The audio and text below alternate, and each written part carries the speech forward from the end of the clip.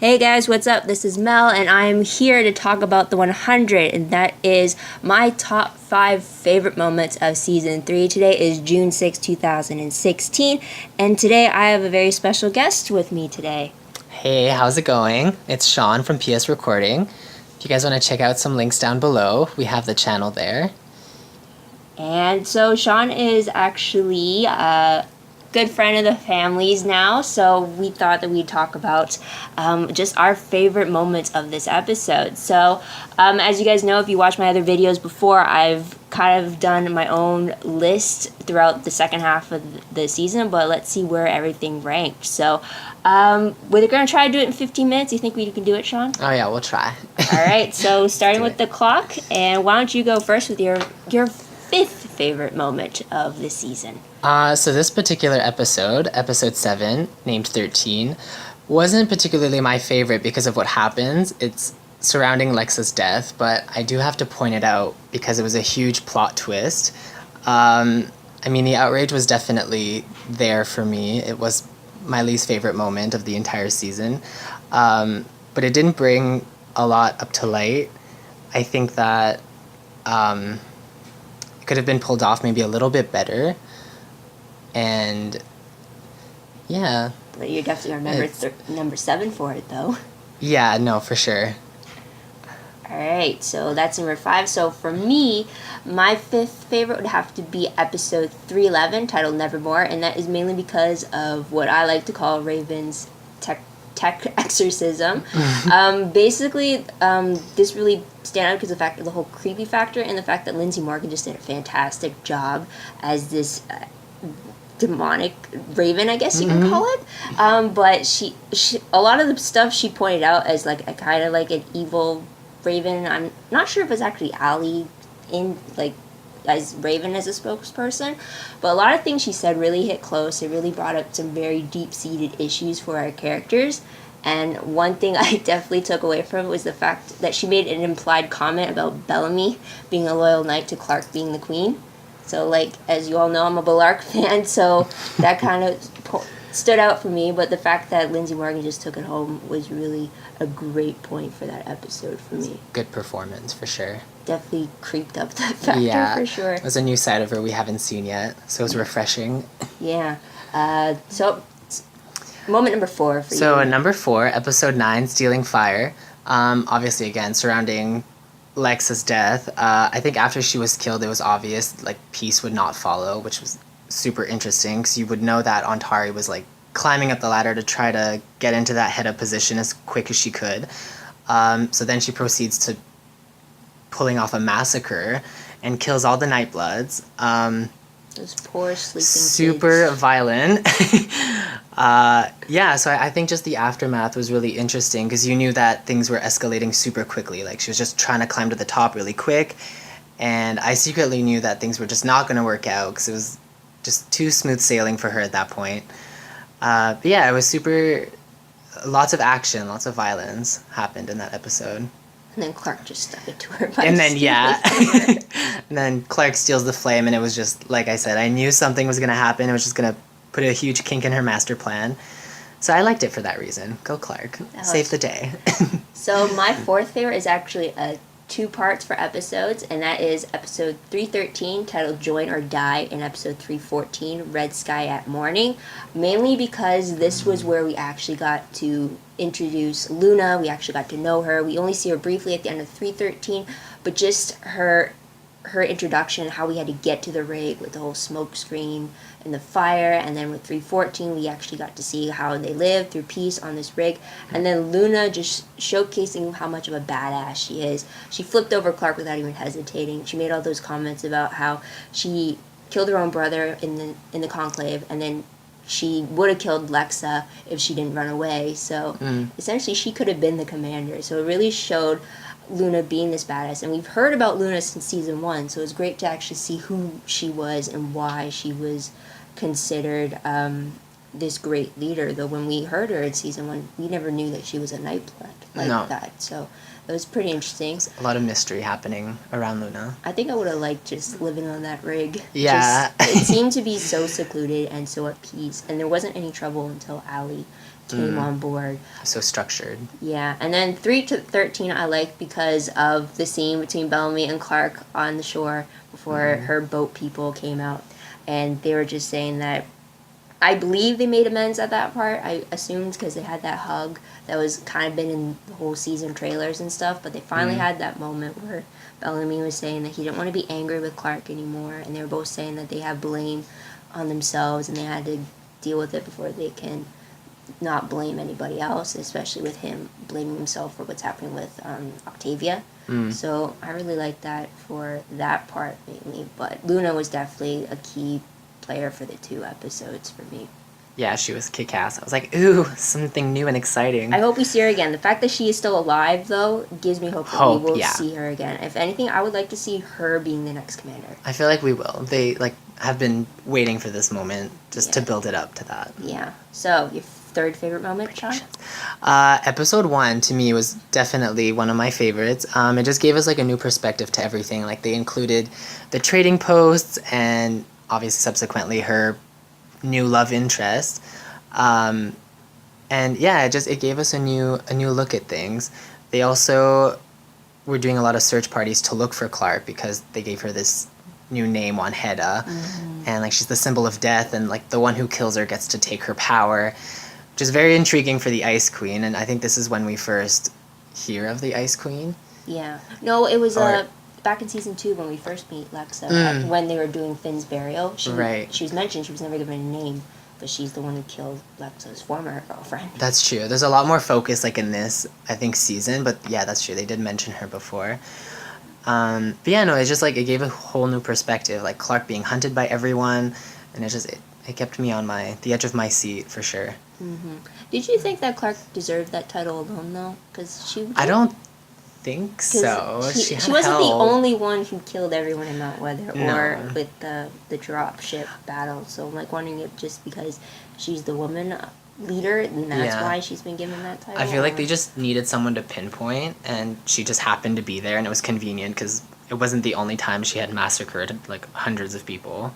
Yeah, but she wasn't the only one behind it. Or I'm wondering, because Bellamy did it, he was also behind a lot of the big fights. I'm wondering if they just overlook him. But he wasn't noted at all, Yeah, so... Women are definitely empowered, I think. Think just Luna, Hedda, Antari, the Ice Queen. We seldom see, Indra. a man or... Yeah, Indra, too.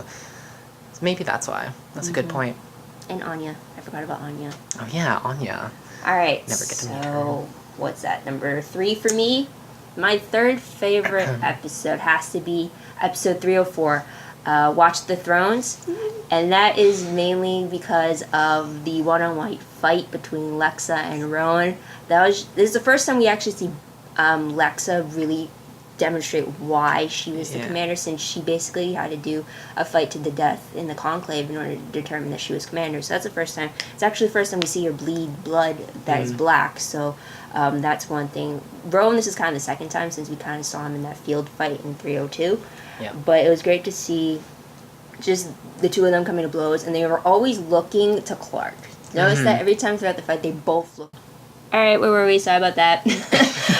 So there's that. They were both looking at Clarke. And then also, what I really liked was when Lexa turned around and she killed the Ice Queen.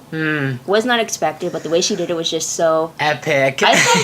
I thought she really was going to kill Rowan, because he looked like he looked like he kind of accepted that and he kind of wanted that instead of going back to his mom who kicked him out to begin with. And then she just turns it around and kills the Ice Queen, and it's just complete... I remember shouting and cheer, and which is kind of bad and morbid, I know. But when that happened, that was yes, it was it was necessary. I didn't think it would happen, especially when Clarke and Rowan, who were conspiring in this episode to kill the Ice Queen, and yet Clarke failed. Which I don't get why Clarke had to do it when Rowan's the more experienced one between the two of them. But again, in that episode, I also like the fact that Clarke and Rowan were teaming up. I liked the two of them together. I didn't think I liked it when he first took her in 301. Yeah. But then the more times they shared scenes together, I really liked it. So when they were conspiring together, it seemed like they were on the same page. She was more of the bad guy at first. You're why is he taking Clarke, this bad man? But then you realize he had good motives. So because at the beginning it's okay, I want him gone, I want him dead, I don't want him. He's a bad person to mess with. And then by the end of the season, I'm he better be alive. He needs to stay alive. Also with the fight, I feel maybe Lexa sympathized with him a lot, because, like, the ice queen was shouting to him, like, you are not a prince of Asgeda if, like, you lose this battle and whatnot. And she was just, like, berating him for all these reasons, and Lexa just, like, gave one quick glance at her, and then that was done with. But Plus, what I also... While the fight was fantastic, what I didn't like the fact was that the queen didn't fight. It's like she picked him to fight, so it doesn't matter for her because like it's his life that's on the line. Mm-hmm. Well, for Lexa, she's fighting for her own title, so it should have been the queen who challenged her that fought. But I get how it would be more... She's cowardice. More of a spectacle if it was Rowan doing it, but I just figure like politics-wise, doesn't it seem more cowardly for you to not fight while the person you challenge is doing the fighting for themselves? That would have been more appropriate, but... It just showed how much more badass the two of them were, and the queen was just cowardly, who died with a spear to her chest. So there's that. So good. So what's your second favorite moment? I mean, the episode we just talked about, episode 4, I just have this aberration for the Ice Queen. Like, I needed to see her dead, and she didn't even last that long. Like, I think she was there a few episodes. Longer. Me too. So, like, I was kind of disappointed at that. Like, I wanted her to last a little longer, so her death was more of a, like, finally, but still happy that she died. Plus with casting, too, though, they made it such a big deal that we'd see her a lot, but we only saw her twice. Mm-hmm. We've heard about her, but that was it. You only actually see her twice, yeah. I was expecting a little bit more, but still super happy about, like, the fight we just talked about and the outcomes. And then her crazy, like, Lieutenant Antari comes along and becomes, like, the real threat. So that was, like, another kind of plot twist, which was nice. She's kind of crazy when we first see her. Mm. She definitely made a first impression for us. Yeah. So there's that. All right, so my second favorite moment has to be episode 305, Halkadema. I know I butchered that before last time, but it's that episode. Mainly, everyone's going to remember it as the huge massacre that happened with the Tree Crew army done by Pike and his followers. But I'm remembering the episode because of the huge fight between Bellamy and Clarke. They finally had a face-to-face after she basically refused his ask of her to come back home in 303. And this is the first time they actually see each other. First time that they're seeing each other after he's aligned himself with Pike. And things are not going well with them. And I really like they finally had this blow-up. And it's not really like a huge blow-up, but the fact that they hashed out a few things of what was wrong with her leaving for 3 months and how he had to take care of all the crap that happened afterwards. And so much of... what was it? An impression for me, though. I actually wrote a one-shot for the episode of that scene specifically. So if you want an extended version, guys, the link for that one-shot is down below in the description box. It's finally posted, so go check that out. But before we move on and tell you guys our top favorite episode of Season 3, we have a few honorable mentions. So, Shawn, what's your first one? First honorable mention, I think for me was Luna turning down the commander position, because I really thought that the entire time, like, they were super thorough with their plan and everything just seemed to be coming together, and then all of a sudden this woman in, like, this powerful position who has this, like you said, everything so put together, she just turns it down, and then I didn't understand that. Like, what happens now? She could have implemented her whole peace thing, too. Yeah, I thought... if she was in lead as the commander. So that was surprising, too. I think she was just content with, like, what she had built for herself, and she didn't want to meddle in, like, all this other messy business. So I think she was really happy just where she was. I think that was something definitely to mention. You got another one? It's interesting. Yeah, I do. Jasper being revealed... like, as being chipped. I know it's not, like, a huge plot twist, but this entire time he tricked me, and I thought, like, oh no, like, he's just normal, crazy Jasper being his lunatic self, and then all of a sudden this is how you figure out Allie knows, like, about Clarke's plan, and everything is just falling apart, and it kind of was built around that, Jasper being already chipped, so he was the inside man for Allie. In 315. So disappointed. Yeah, I actually thought it was Rowan who was chipped. When you first see Allie back in Arcadia, I was freaking out saying, like, no, is Rowan chipped? He better not be chipped. And then when it turns out to be Jasper, I was like, okay, at least Rowan is not... Yeah, he's legit, super corrupted. But then that worries, because it makes sense why Jasper would take it. Yeah. But, like, we never saw it, so we didn't think it would And he never acted like he took it. You should suspect it, though, because he's so vulnerable and, like, just wants all this pain to go away. But I feel like because he's so neurotic, just enough as it is, you don't suspect that he's already taken it. And yeah, he kind of, like, slipped my mind a bit. I thought after he saw what was happening with Raven and the fact that all the memories were being kind of slowly erased, I thought he would take it after that, after finding that out. Because then it was the pain so much that he really just wanted to forget about Maya and all of it. So I didn't really think that.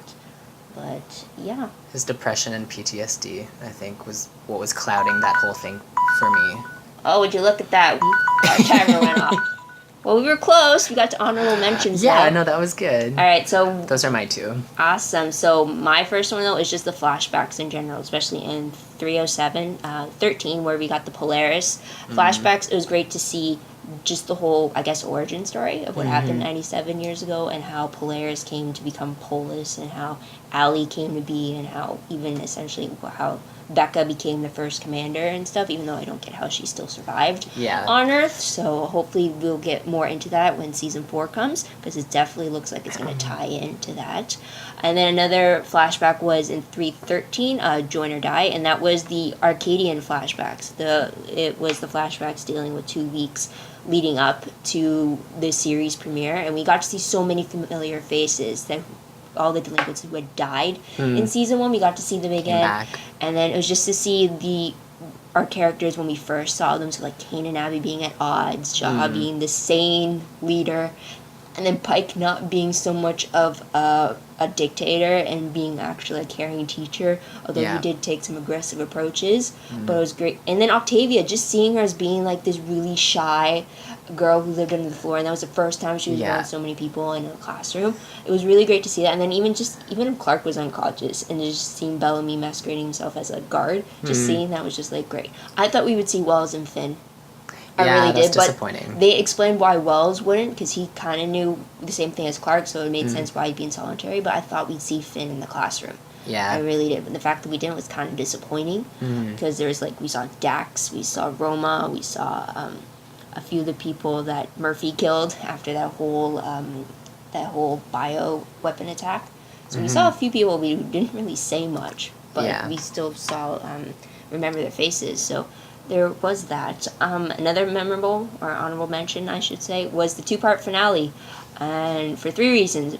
First one, Bellamy and Clarke. So much for Bellamy and Clarke. You're going to realize, Shawn, that I really like these two together. I have a feeling. So we'll be hearing more. For 315, in Perverse Instantiation, Abby made the implied comment that Bellamy was Clarke's weakness. And when they couldn't get to Clarke to break through Abby and almost hanging her, they wanted Bellamy next. They could have picked anybody else, but they chose Bellamy, and it's just like, it's like, what is she seeing that we're not seeing? Is it she seeing what we are actually seeing, or what us Bellark fans are seeing?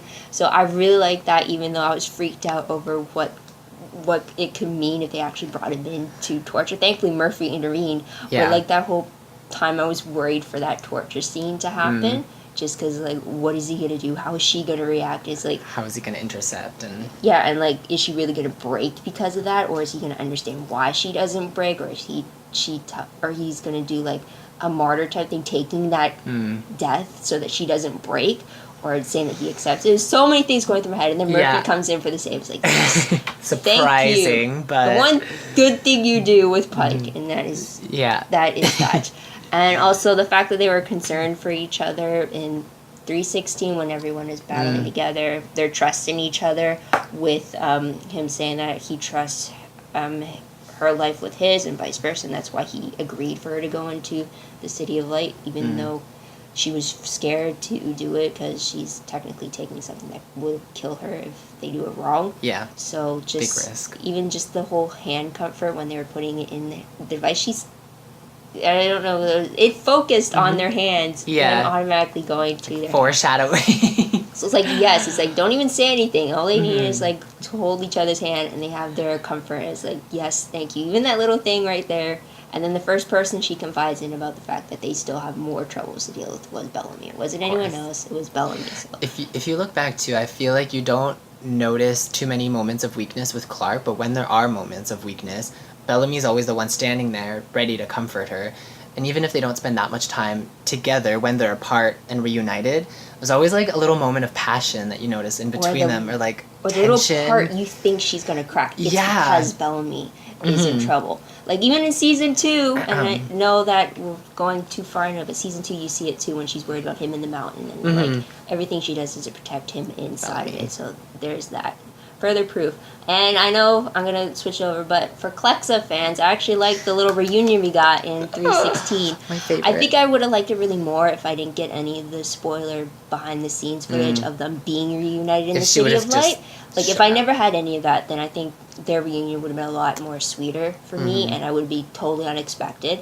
Yeah. But Lexa's, the way she entered with swords drawn and ready to kill everybody, it didn't even care whether a lot of them were her former followers as the Grounders. She was there to solely protect Clarke, and it was a great way to see her as a fighting warrior again. So it was a great way. While all of them are dressed in like modern clothes, she's decked out in her commander gear and like the long robe and everything like that. The swords. That was just fantastic way to just show yourself again, and so that was pretty great. And then the third one for the finale is the fact that Jasper apologized to Monty. To finally see him break down and actually succumb to those emotions and tell him I'm sorry for like everything that happened, for blaming him for Maya, for shooting him, or was it stabbing him? He stabbed him. Yeah, and then Monty's like, well, I shot you, so it's we're of, even. And then he's like, I didn't feel it. So it's like, we're not. It was just great to see them. It looked like they were on the first hurdle of being back to that brotherhood they had back in season 1. Because I really liked the two of them and their crazy quirks together. And we didn't see Monty in the flashback too. That was liver, but it was great to see Jasper always asking, "Where's Monty? Have you seen Monty? Where's Monty?" Because super concerned. Yeah, so we didn't see him at all in that episode, but I thought that was another weird thing that we didn't get to see them. Yeah, that's true. And last honorable mention, I know it's the third one, but the fight between Clarke and Emerson in episode 312, titled "Demons." It was just another thing. Bellamy's life is in danger as long as everybody else's, and it was great to see just Clarke fighting for, like, really getting down and dirty, fighting, and then her using the flame the way she did against Emerson. Again, further proof, people, in my previous videos, I said she should have just killed Emerson back in 306, because if she let him go, he's going to come back and bite her in the butt with more vengeance, and he did, and St. Clair got killed because of it, so... In TV shows, if you let an enemy go, chances are you're going to see them again. Oh, with a bigger plan against you. So there is that. But did you have another honorable mention? I think you pretty much covered the big ones. I covered them? I think so. All I right. would say so. You want to go to your top favorite moment of the season? Let us do it. All right, what is it, Shawn? You kind of mentioned this as an honorable mention, but to me, Lexa coming back in Preverse Instantiation, episode 16, the very last one, was just like, it was great. Granted, she didn't come back to life, but she got to reconnect with Clarke and they got to say their goodbyes. I feel like that was important because a lot of unfinished business was just happening emotionally, and I feel like Clarke really needed that. And again, like, nice little goodbye kiss, and just, it was a nice workout. I liked it. And also, Clarke was in her delinquent clothes, too. Did you notice that? So it would have been weird if she just popped up in, like, Lexa's clothes that she was wearing. That's true. But it was great to see that reunion. It would have been a lot more sweeter if it wasn't spoiled that she was going to return. True. I didn't watch the trailer, so to me it was a complete surprise. No, it wasn't in the trailer. Like, a lot online, it was photos of Eliza Taylor and Alicia Devon Carey on set together. In the City of Light setting. So, like, you kind of knew that it wasn't in the previous episodes. So for me, that's why Lexa's death didn't really hit me hard, because I knew she was going to come back. But if I had not seen those photos, I think Lexa's death would have been a lot more surprise. Yeah, it was hard on me. She was my favorite character, and I didn't see any of that. So for her to come back, I just, like, it put me at ease. I was like, finally, like I needed this. Yeah, pretty much. All right, so my favorite moment of the episode, or the season, I should say, is episode 302, titled Wanheda Part 2, and it's because of Bellamy's whole motivation to find Clarke, his desperation to find her, how he disguised himself as a grounder and went through the Ice Nation's army. Walked with them. And then going in the cave and then finding her, that look of relief on him, and only have Rowan stab him in the leg. And then Clarke begging Rowan not to kill her. Not to kill Bellamy, and she will surrender to him. And that was just the whole time. That's like for 3 months being gone and then having that worried and that determined to find her was just like, yes. Granted, they went through a whole bunch of angsty crap for the rest of the season. Yeah. But just to see that even 3 months apart, they both still cared about each other so much. It was just like, yes. And usually for my shows, a lot of my most key moments that I remember are ship related. So that was like a huge moment Big for me. ship moment. It's like, even though I got that hug in 313, is that whole scene of when he's also telling Monty that he can't just give up, even though he's like limping and he's bleeding out, and Monty's telling him to give up. And then Bellamy's like, we can't, and he can't lose her. It's like that whole, I rewatched that scene so many times on YouTube. It's like, thank you for whoever put it up, because that's like my favorite. Even if in his worst moments, he's always just fighting for Clarke all the time. It's like, yes, there is a reason why there are Bellark fans out there. Because it's little stuff like that, little moments like that. Yeah, and they'll all tie in together, and hopefully we can predict more things happening in the next season with them too. Yes, hopefully. But moving on to predictions, as you said, though. Now, as you know, guys, I did a video for the finale about my season 4 predictions. But, Shawn, what predictions do you have? I'm not sure what's going to happen with the whole Nightblood situation, like who's going to come up as commander. But I obviously think Luna is one of the only options left. You better step up. So I think, yeah, that's the one thing. Like, she needs to step up. I think they're going to reconcile and just... not convince her, but she's going to come to terms with it, and she's going to realize she's the last option and the last hope. So she's going to come into that position. Aside that, though, I think more is going to come up with Bellamy and Clarke, because now Clarke has no more love interest. Like, the trading post girl is gone. She's not dead, though, but not she's dead, just, but she blames them, so... yeah, she's kind of pushed aside, so hopefully we won't see any more of that. But I think Bellamy and Clarke are going to spice things up a bit in the next season. She's going to be hesitant, though. Because she's already had, 2 of her love interests die. That's true. So, she might be a bit hesitant. Yeah. It's definitely going to be a slow burn, hopefully. So there's maybe by the end of it, we're going to see a bigger spark. Something. But yeah, aside that, I just think, Luna's going to come into position, and who knows what's going to happen with the 100. Always things happening unexpectedly. What about that nuclear warning that Allie and Becca gave us? I feel like Raven is going to crush that. She's going to shut them down. She's too intense to not do something about it. I kind of think the writers back themselves in a hole. You think?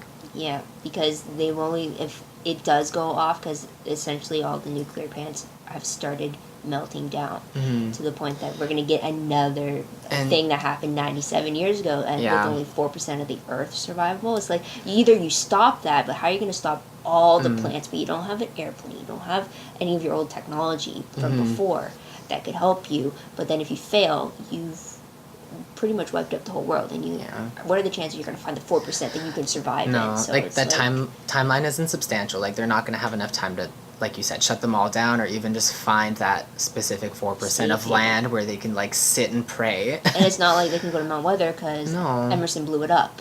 Yeah, nothing is left. So I'm really worried, because I really hope that they didn't walk themselves into a series finale with that. But let's hope not. Yeah, so season 4 though returns mid-season, guys, once again, so we probably won't see it again until January 2017 though. But check out my video about the 2016 CW upfronts for more scheduling information about that. You get some of my predictions of where we might actually see it in which time slot in that mid-season though. So guys, that is it for this video. It's definitely longer than we thought it would be, but it was fun. It was good. Yeah, thank you for having me. It's very interesting. So guys, comments about your own favorite moments of the episode down below. We'd love to hear about it, as well as your own predictions of what's to come in the next season. You got how many months? It's roughly 5, 6 months. Almost half a year. 5, 6 months, but we definitely get to find out first glance of it in July, or at least hear about it back at Comic-Con, so can't wait for that. Don't forget to like this video, give it a thumbs up, please. Don't forget to subscribe, click that button down below. I'm getting tongue-tied right here. And don't forget to share this video with anyone else that is a fan of the 100.